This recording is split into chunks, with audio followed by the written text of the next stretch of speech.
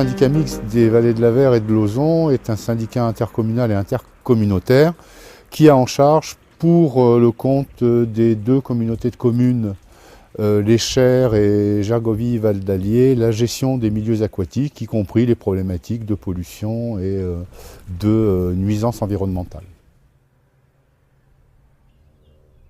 L'objectif de la journée, c'est d'avoir un échange avec les agriculteurs et d'essayer de leur apporter un certain nombre d'outils, qu'on appelle des outils alternatifs, qui leur permettront à la fois d'utiliser moins de produits phytosanitaires et de les utiliser d'une manière plus consciente et meilleure, encore une fois, pour la bonne gestion et la bonne tenue de l'environnement et en particulier des milieux aquatiques. L'intérêt de s'adresser aux agriculteurs, c'est que ce sont eux aussi les utilisateurs de produits phytosanitaires, ce ne sont pas les seuls. Il y a différents utilisateurs de produits phytosanitaires sur ce territoire-là, les communes, les particuliers, mais aussi les agriculteurs. Et eux aussi ont une marge de progrès, donc il est important de s'adresser aux agriculteurs pour limiter la pollution de l'eau par les produits phytosanitaires utilisés par ces agriculteurs sur ce territoire. Ce type de journée, en fait, permet d'apporter des informations aux agriculteurs sur le plan éco-phyto qui vise à la réduction de l'utilisation des produits phytosanitaires de 50% à l'échelle nationale.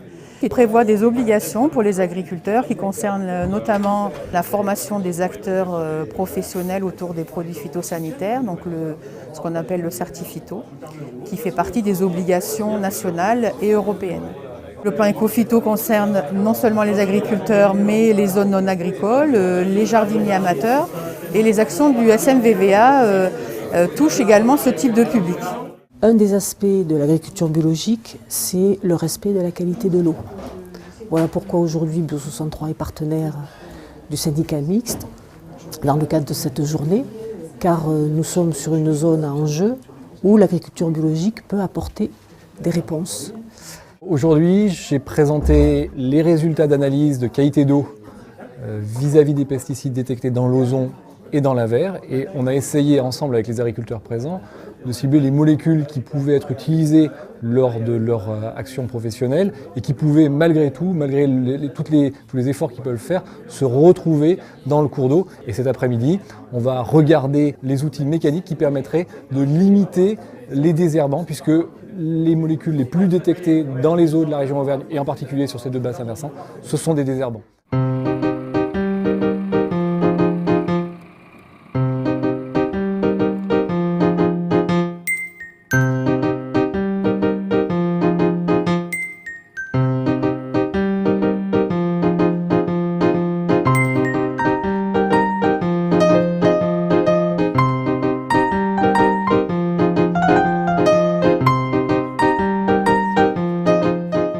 Je suis sûr que quelqu'un qui aurait une bineuse et une hersétrice se débrouillerait très bien avec le maïs, oui. À mon avis, sans désherbage chimique. Un doigt cresse qui travaille comme ça, l'autre vient travailler de l'autre côté, ici, c'est 2 par 2. Je dirais que ça ne fait pas bien de casse, mais ça ne fait pas non plus. Il ne faut pas croire non plus que ça va tout régler. Hein. Les cultures de tournesol, où nous, donc, c'est l'hersétrie, comme je dis, en aveugle.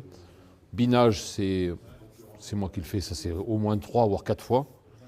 En général, la culture qui suit, elle est propre.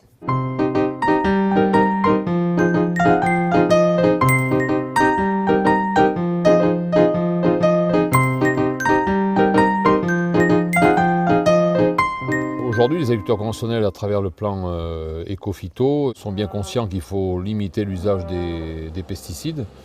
Et donc, utiliser à la fois le matériel mécanique que l'on a souvent sur les fermes qui travaillent en agriculture biologique, et à mon avis, non pas un passage obligé, mais ce sont souvent des outils très complémentaires des pratiques qu'ils utilisent avec les produits, qui vont leur permettre de diminuer justement l'impact des produits en diminuant les doses, et qui sait pour certains, s'ils désirent aller plus loin, et s'en passer complètement.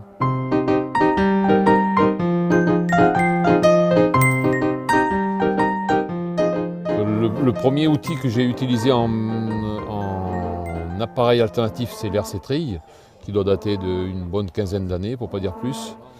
Ensuite, la charrue des chômeuses qui est derrière moi, donc pour travailler peu profond. Elle date de 8 ans, et puis la houe qui est en arrière-plan encore, qui date elle, de 5 ans. Donc déjà ce sont des investissements relativement lourds. Bon, j'ai été aidé en cela justement par les collectivités en étant agriculteur biologique. Ça m'a bien aidé, ça a bien aidé mes collègues. C'est une façon d'ailleurs d'aider les gens qui n'utilisent pas de produits chimiques, c'est vrai. Et encore une fois, je pense qu'aujourd'hui, au-delà de 2 catégories d'agriculteurs, je crois que ces outils-là ont toute leur place, forcément chez les bio, mais aussi chez les agriculteurs conventionnels, pour réduire l'impact des pesticides.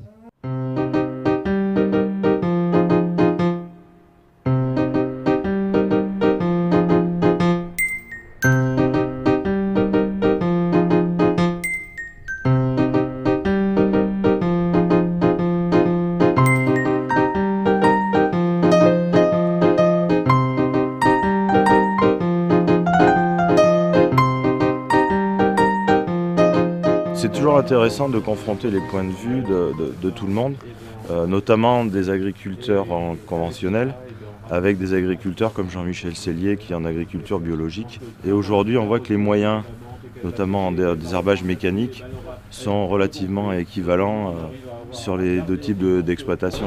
Au niveau de la santé, La charrue réversible, on connaissait pas. moi, il y a des années que j'en emploie, mais les premières années, on ne prenait aucune précaution ni rien. Donc maintenant, on y fait quand même attention. Les produits que j'ai respirés ou que j'ai assimilés, puisque moi, je ne prenais jamais de précaution à l'époque où je le faisais, je pense que je m'y retrouve aujourd'hui. J'ai des problèmes dans les jambes où personne ne trouve ce que j'ai, et puis avec réflexion faite, ce serait des résultats des produits que ce ne serait pas étonnant, quoi. Bien prendre conscience aussi que les agriculteurs ont d'abord une fonction économique, il faut d'abord qu'ils vivent de leur production, et que du coup, il y a des méthodes alternatives qui permettent à la fois d'avoir des pratiques plus respectueuses de l'environnement, tout en gardant cet objectif de productivité économique. Ça fait déjà quand même 5 ou 6 ans qu'on s'est penché dessus à la maison et qu'on a diminué les doses au niveau des intrants qu'on apporte. Et on ne fait pas du systématique. On reçoit les parcelles qui ont besoin, on les traite, celles qui n'ont pas besoin, on les laisse sans traiter. Et c'est pas pour ça qu'on a des résultats qui sont différents. Et malgré tout, les produits, on les paye, et aujourd'hui, c'est des coûts qui sont importants à ramener à l'hectare, quoi. C'est qu'en niveau réflexion agronomique, il y a des choses qui sont encore à faire évoluer. C'est vrai que l'agronomie a été pendant quelques années oubliée parce qu'il y avait la facilité d'utiliser des produits phytosanitaires.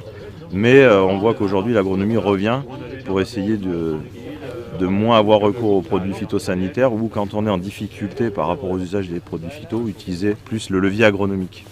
Oui, pour moi c'est intéressant. Pour moi ça apporte un plus sur des connaissances qu'on peut avoir ou ne pas avoir, puisqu'on apprend toujours quelque chose. On est toujours dans le monde agricole, on est apprenti sorcier toute sa vie, hein. On a toujours quelque chose à apprendre.